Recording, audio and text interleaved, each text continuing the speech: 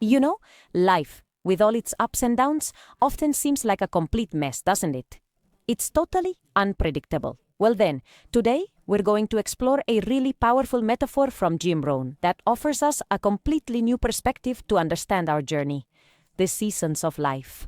It's that feeling, who hasn't felt it at some point? That feeling of being at the mercy of what comes, of events we don't control. One day, everything goes smoothly, and the next, suddenly, a storm we didn't see coming. But what if all this apparent chaos actually had an order?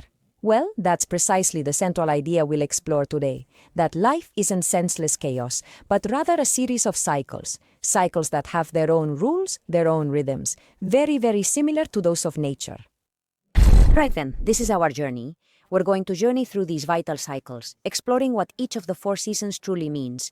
We will see when to sow our seeds in spring, how to protect ourselves in summer, when to harvest our bounty in autumn, and of course, how to reflect during winter.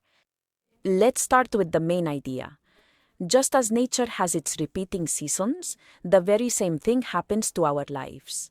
There are moments of opportunity, others for growth, then harvest, and finally rest. Understanding this rhythm is everything. Deep down, what this philosophy tells us is quite powerful. We can't control the seasons. It's impossible. No one can make summer last longer or skip winter. The real goal is to learn to act intelligently within each one, making the absolute most of them. And with this in mind, we arrive at the first season, which is spring. This is where the entire game truly begins. It's a time of peak energy, of new ideas, and above all, it's the moment to get to work. Spring is that key moment, that window of opportunity, which is also quite short, to sow everything we want to harvest in the future. It's time to go to the field with the seeds, with the knowledge and with the desire to work. It's not time to relax. No. It's time to give it your all. This idea is brutal because it puts all the responsibility on our shoulders. Opportunity appears, yes, but it doesn't come with an instruction manual or a reminder.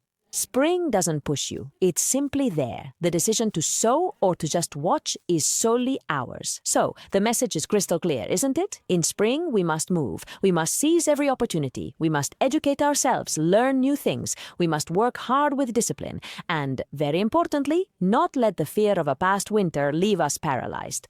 The work that's not done now cannot be recovered. Okay, we've already sown. And now what? So now we move on to summer. If spring was for planting, summer is for protecting what we've planted. And it's a critical period of constant effort and defending what we've achieved. This is where things really get serious. It's not enough just to plant a good seed. Now it's time to roll up your sleeves and protect it. Summer teaches us that problems, challenges are a natural part of growth. In fact, they are necessary. Without adversity, no success is truly possible. Think of it as if it were a garden. The weeds, the bugs that grows by itself, you don't have to plant it, because in life, the same thing happens. Problems, criticisms, doubts are going to appear for sure. It's not a sign that something is wrong. On the contrary, it's a sign that there's something alive, something that is growing.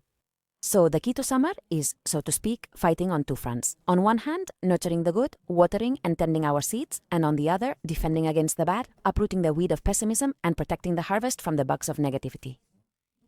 It's a daily battle.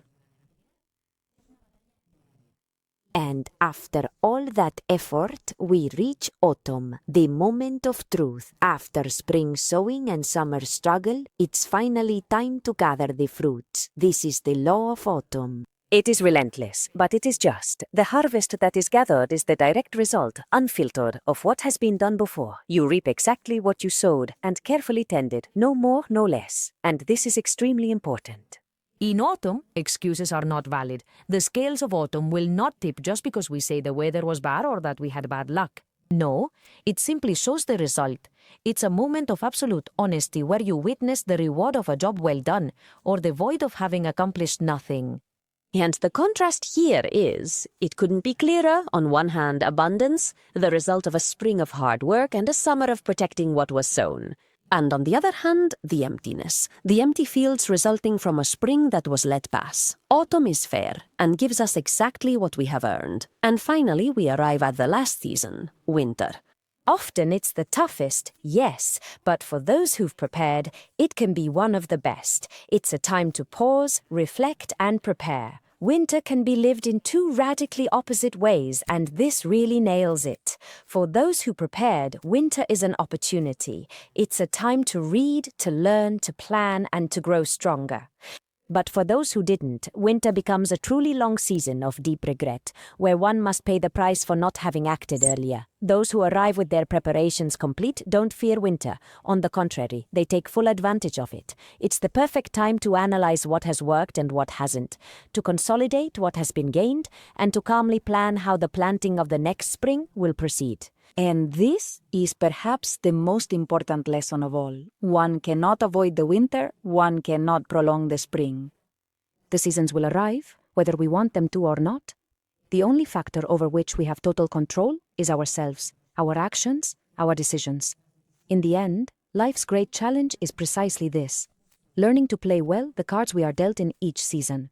It's not about controlling what happens outside, but about controlling ourselves within. We cultivate the wisdom to know what to do at every stage of the cycle. And with this, we'll close with a question for you all to take home. What personal season are we in right now? And more importantly, what are we doing to prepare for the next? Because recognizing our current cycle stage is the first step to act intelligently and purposefully, preparing today for the cycles that will inevitably come tomorrow.